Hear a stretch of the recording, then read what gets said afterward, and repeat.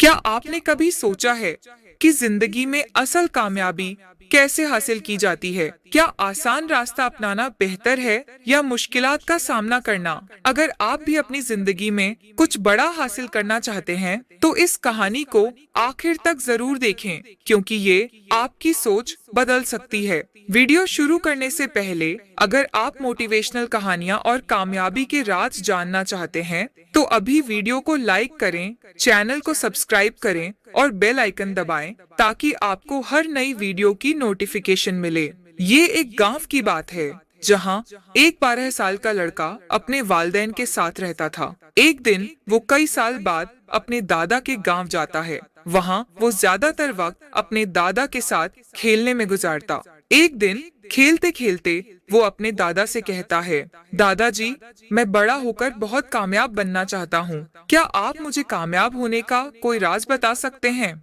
दादाजी मुस्कुराते हैं और कहते हैं, चलो मैं तुम्हें एक तजुर्बा करके दिखाता हूँ। वो उसे एक नर्सरी ले जाते हैं और वहाँ से दो छोटे पौधे खरीद कर घर आते हैं। एक पौधा गमले में लगाकर घर के अंदर रख देते हैं, दूसरा पौधा बाहर जमीन में लगा देते हैं। फिर दादाजी लड़के से पूछते हैं, बेटा, तुम्हें क्या लगता है कि कौन सा पौधा ज्यादा बढ़ेगा? लड़के ने फौरन कहा, दादाजी, अंदर वाला पौधा ज्यादा अच्छा बढ़ेगा, क्योंकि वो हर खतरे से महफूज है, जबकि बाहर वाला पौधा तो तूफान, बारिश, धूप और जानवरों के रहमो करम पर होगा। दादाजी मुस्कुराकर कहते हैं, अच्छा, चलो वक्त के साथ देखते हैं। 4 साल बाद लड़का दोबारा अपने दादा के गांव आता है और उनसे कहता है, दादाजी, अब तो मुझे कामयाबी का राज बता दें। दादाजी मुस्कुराते हैं और कहते हैं, पहले चलो उन पौधों को देखते हैं जो हमने लगाए थे।